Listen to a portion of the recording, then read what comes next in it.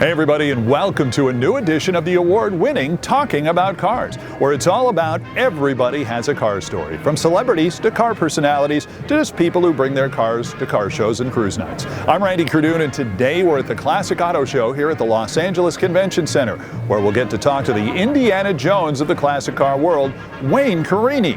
You know him from his TV show Chasing Classic Cars and from his award-winning podcast he did with us from SEMA. So let's catch up with Wayne as we start talking about cars.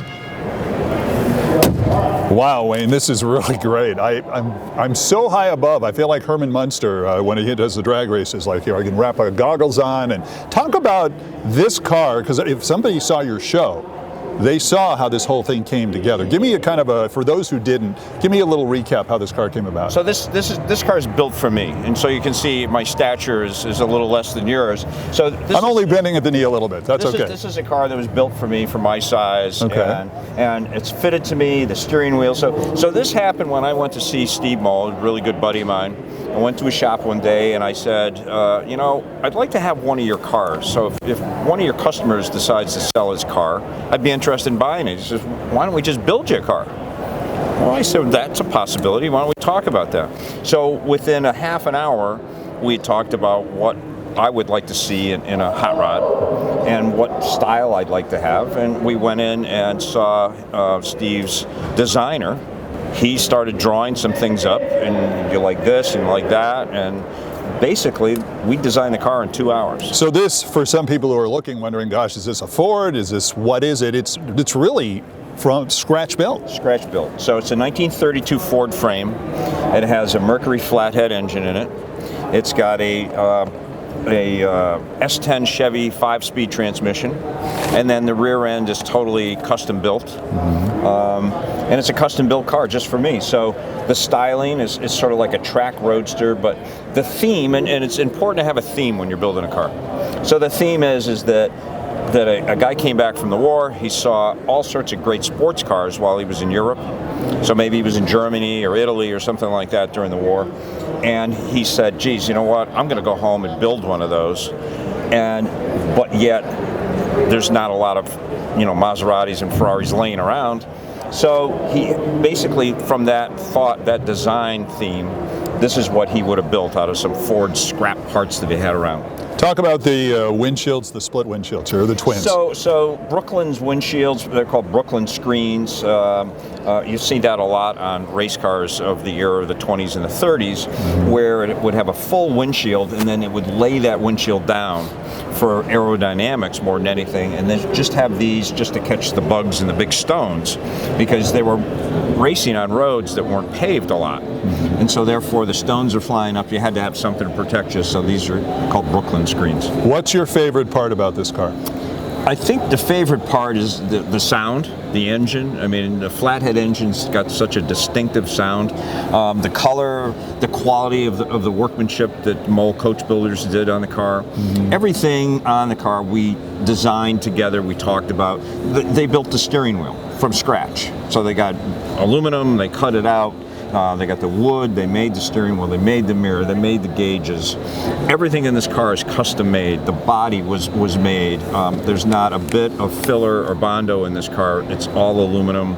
Their metal guy, Jimmy, is just a fabulous metalsmith. So everything, the dashboard, the color and the paint on the dashboard, it's a wrinkle finish, and we got that idea from an Alfa Romeo from the 30s. Some of the stuff on here is really fascinating, especially the fact that you look on the dash, there's no fuel gauge. However, So Steve wanted a fuel gauge, and I didn't want a lot of gauges on the dashboard. So I said, leave the fuel gauge out. I'll just put a stick in the tank, and we'll figure out how much gas I've got.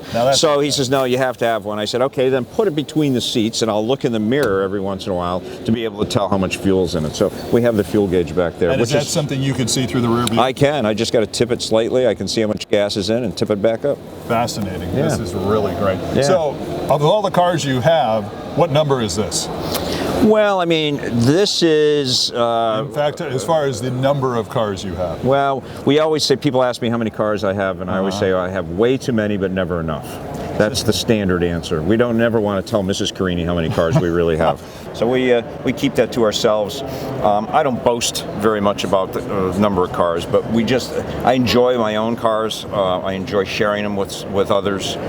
So, you know, it's great to have so many, and there's purposes. So this car was actually my Sunday morning car, where I can go on a Sunday morning, I can jump in this thing and take about a half an hour blast ride around, you know, at 5 in the morning or 6 in the morning, maybe stop someplace and have a cup of coffee.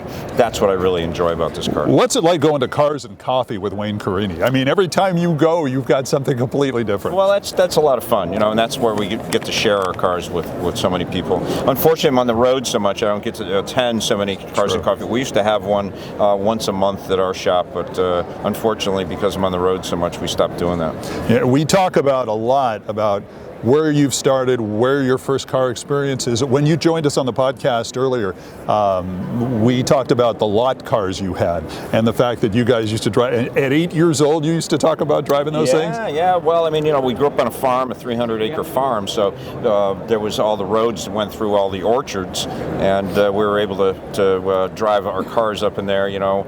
My father taught me probably about 6 years old to drive a tractor because they needed somebody to go up and drive the tractor with all the peaches and pears on the back on the trailer. They didn't want to use a picker, so they said, well, hey kid, jump on the tractor. And that's farms, you know, farmers have a lot of kids in their family normally because it's cheap labor. I was cheap labor. First car you bought growing up? First car bought was a 1949 Chevy the neighbor had for $20. It hadn't run in a bunch of years and had flat tires, so I went in, I pumped the tires up, rebuilt the carburetor, and I got it going in no time, and it became probably my third lot car. Wow. Yeah. When you look back, and a lot of people, like for example here at the show, I have my car that kind of is like my high school car. Yep. You know, the car that it seems if you talk to car guys, and you have, how many people like to have that car they remember from high school? Well, I think that's a great thing to have that, but sometimes you don't want that car back. So I had a 66 Galaxy with a 6-cylinder in it, 3 on the tree, you know, it was an next state car. So. But my first cool car in high school was an MGB. Then I moved, a lady came to my father's shop. She had a 66 Corvette Coupe. She loved my MGB, and she says, I'll trade you even. So here I am, kid in high school, junior in high school, and I traded my MGB for a 66 Corvette. And I asked my dad, and he says, you can do it, but you're not going to be able to insure it, I can tell you that. I said, I'll be able to insure it. Well, he was right. Couldn't get insurance, so he let me drive it once a month on his dealer plate. Oh, okay. Well, your dad also was in this business. Yes, he was. Yeah. So we were able to do that. I sold the Corvette, and it paid for my first year of college. So college back in those days was about $3,000 a year. You know, unlike today where it's $30,000. What college did you go to? Yeah. I went to a school out in Idaho, and then I came back. I went to Pratt Institute of Technology in New York for a semester and found that that wasn't working out. And then I finished my education in Connecticut. What would Wayne Carini be doing now if it wasn't for being into cars? I'd be an art teacher. That's what I graduated college to be. I couldn't find a job because they were cutting all those types of extracurricular activities. So I went back to work for my dad, and until I could find a job, started fixing Ferraris because there was a guy came in with a Ferrari that was crashed. My father said, why don't you take that job and do it yourself? And then of course, I always loved Ferraris, and that's how I really got my start in doing serious work and then all of a sudden I got a hold of Mr. Canetti down in Greenwich and started doing work for him. And so at one time we had 7 or 8 Ferraris in the driveway working on them at the same time. When you got married, is your wife a car person? No, she's not. No, she's not at all. She likes cars, but yet it's not her passion. So it works out rather well that way. You know, we go to car shows together. We'll go to Amelia Island. She travels down there with me. She likes that because the hotel's right on the site of the show, and she can come and visit with me at the car show for an hour and say, see ya, I'm going to the spa. So you have your cars as a passion. Just out of curiosity, does she have something that's kind of like her cars that she does and maybe you're not so cool on? No. She's just a wonderful woman. She takes such good care of our children, and that's her passion is the care of our children and now our grandson. Well, congratulations. Yeah, that's thanks. great. Thanks. That's very cool.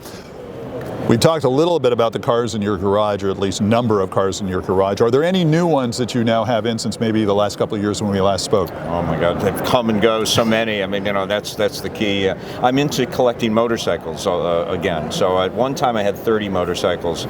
We narrowed it down to 10, and now we're back up over 30.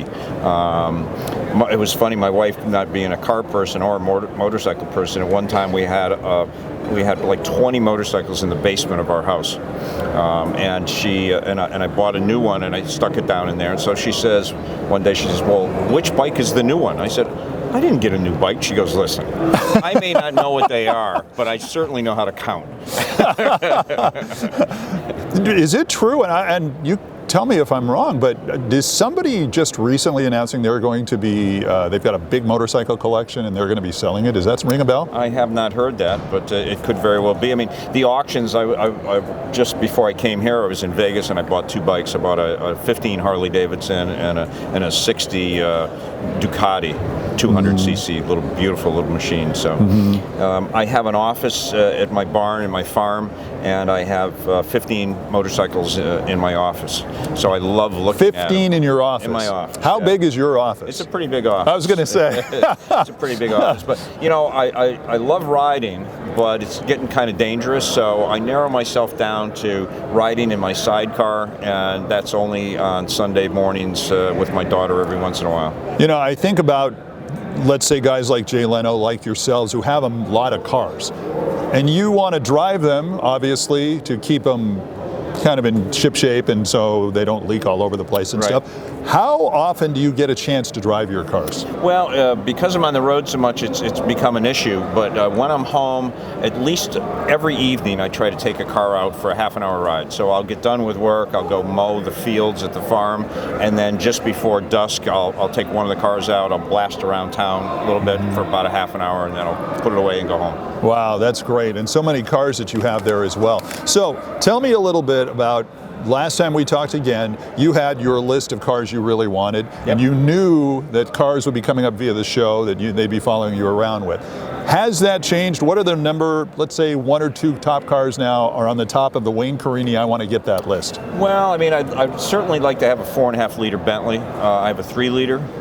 So that's one car I think I'd really like to have. And then we're building a new hot rod with Steve Moll. So that is certainly on the top of the list. It's totally different than this car. It's going to be a closed car, more looking like a Dino Ferrari style car with a mid-engine. So it's going to be kind of a cool deal. But designing and building a car, that's so much fun to be able to do it. As Steve says, we don't really even have to build the car, but designing it is almost as much fun as building.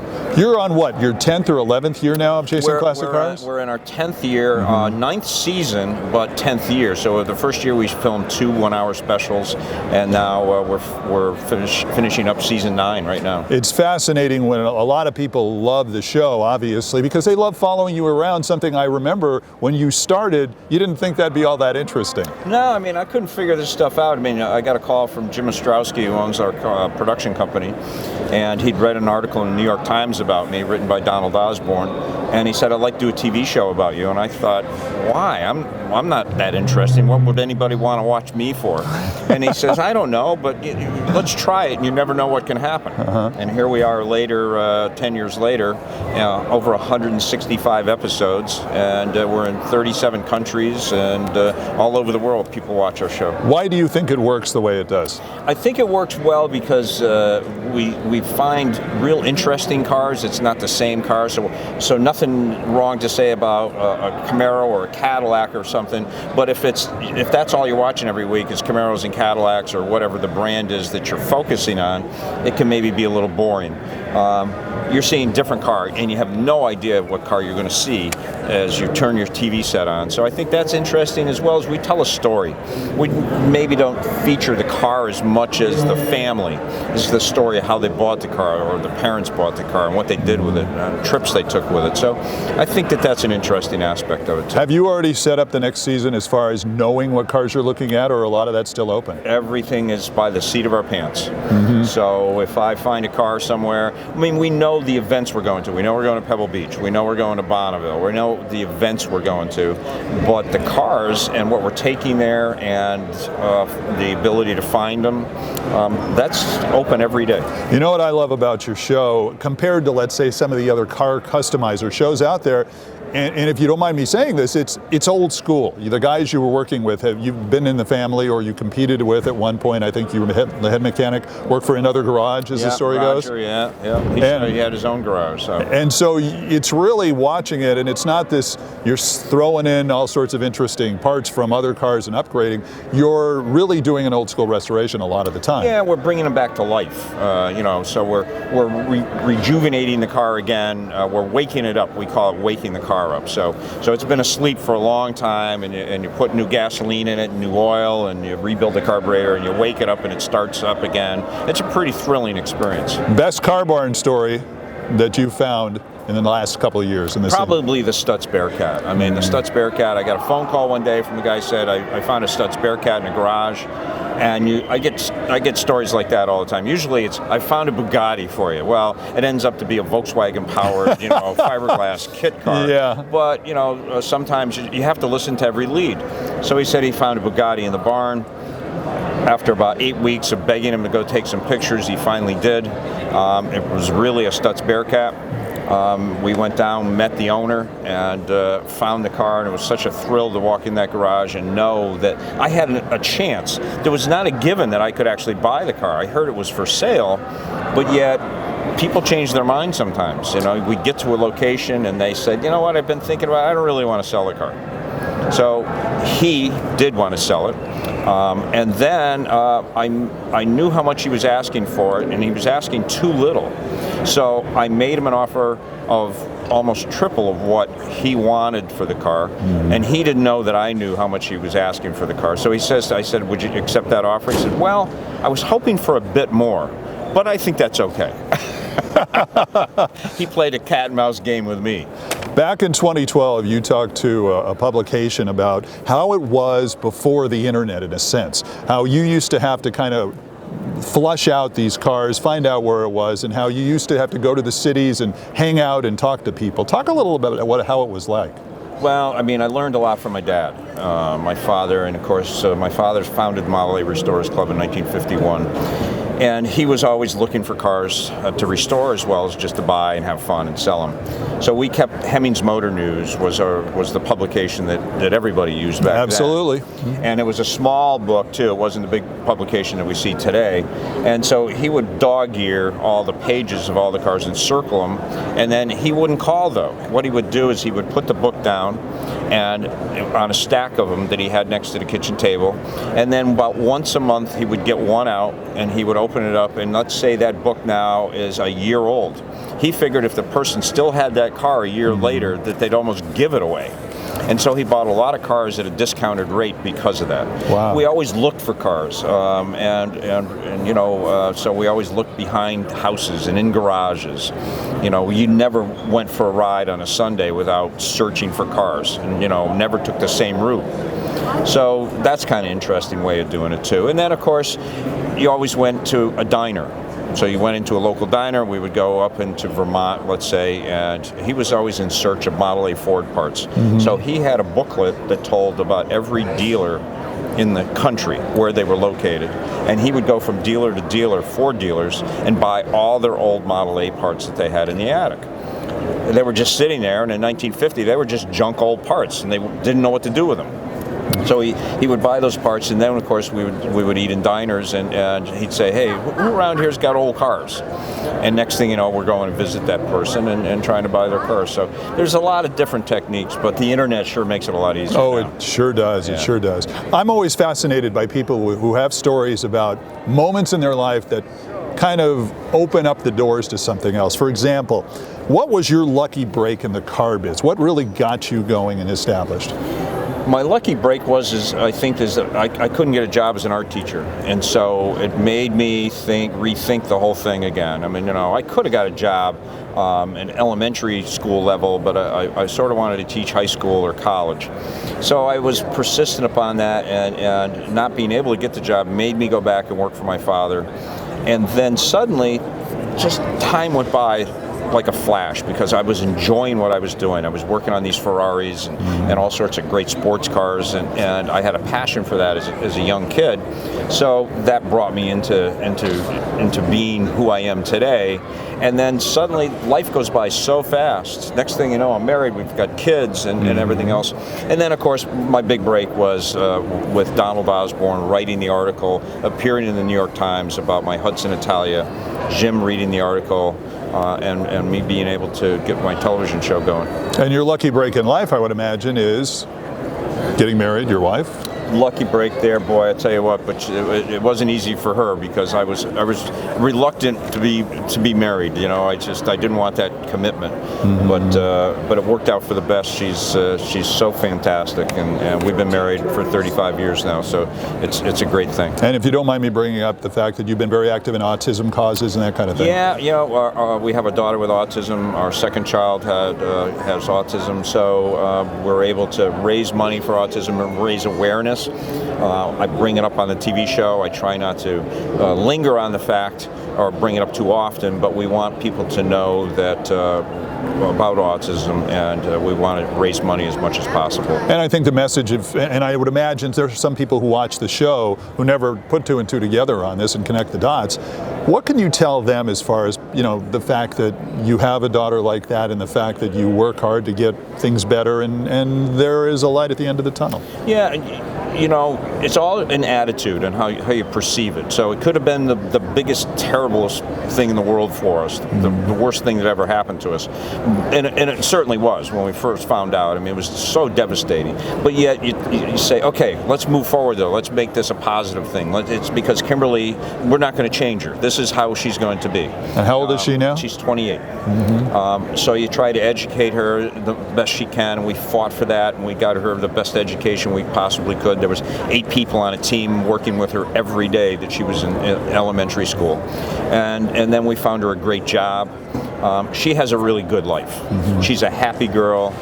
She's great. Loving. She loves to go for rides with me in cars and motorcycles. So can't ask for much better than that. Absolutely, Yeah. and thank you for sharing on that. Yeah. Because I think a lot of people have similar instances or similar situations that they go through, and they just they always need some good words from someone who's been there. Yep. So we sometimes do questions we put out on the internet questions. Here, Gilbert. Thank you, sir. We have questions from the internet from people who wrote in. Let's see. Mark Green asked, does Wayne think the uptick in the stock market will help revitalize the collector car market, as we've seen a bit of a decline over the last year? Well, I certainly think that it's not going to hurt. The stock market now is certainly hit that great point that everybody was waiting for it to happen. We may see investors now think, though, that maybe the stock market is the smart place to put their money, and they'll not put it in automobiles either. So I think, though, that it was rising so quickly, the market, that it needed a breather. It couldn't keep going at the rate and the pace it was going. So therefore, I think that we're taking that breather right now, but there's going to be another resurgence. And that doesn't necessarily mean that any classic car is something to invest in. No, not at all. And it is my consulting company, and I consult with people about buying cars and making collections. Make sure it's what you like. Because don't go with the trends. Don't go, hey, everybody else likes Porsches, I should buy one because everybody else has got one. Buy what you like, because the key is, let's say that the world goes to zero tomorrow, and you turn your computer on and there's no money left in your bank account, everything has gone to zero. and you better like the car that's in your garage, because now you're stuck with it. And you're going to have to drive it, for heaven's sakes. Yeah. Absolutely. Lindstone asks, I'm curious about Wayne's collection. We talked a little about some of the cars that are in your collection. What are your favorites maybe right now? Well, I mean, we have such an eclectic collection. So I've got hot rod pickup trucks, and I've got Woody station wagons. What kind of Woody station wagons? I've got a 40 Ford, a 41 Ford, a 48 Chevy, 47 Ford. So those are great automobiles. I love wooden-bodied cars. We've got a Davis three-wheel car.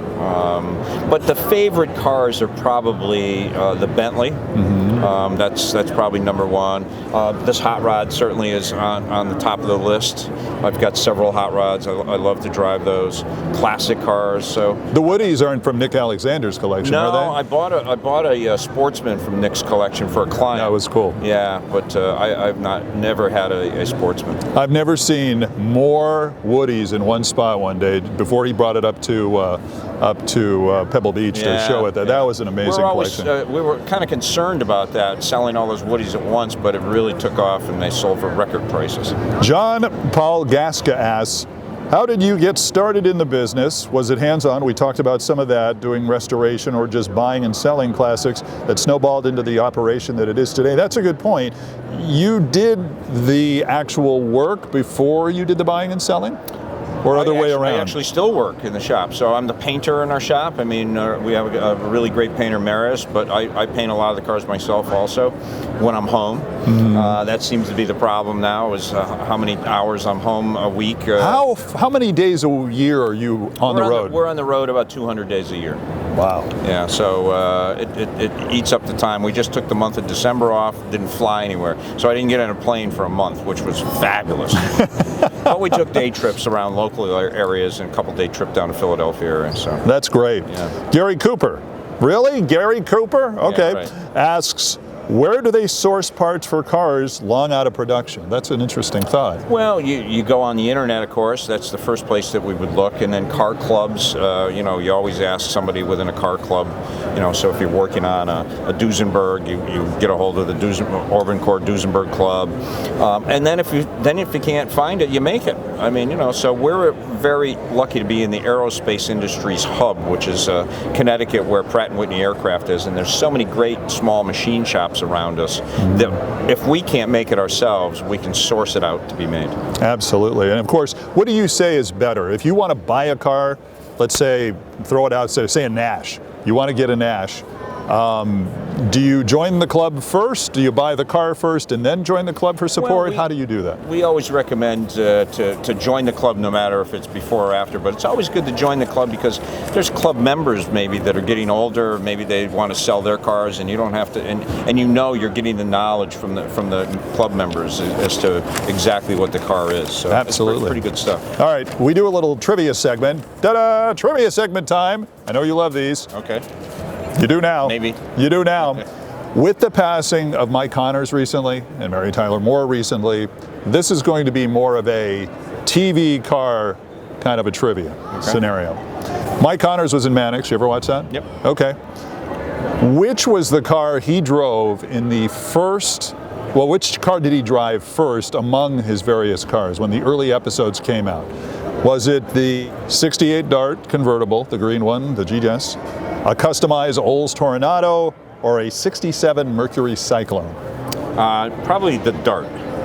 The Dart, actually, I had to look this up because they actually have it on YouTube. You could watch episode 1, 2, 3, 4, 5. It was the Cyclone. Was it really? Yeah, they actually drove that. He was at Intertect, and then they gave him the Tornado, and then when he broke away from Intertect, he went and got the Dart, and then eventually a Barracuda. Okay. So there you go.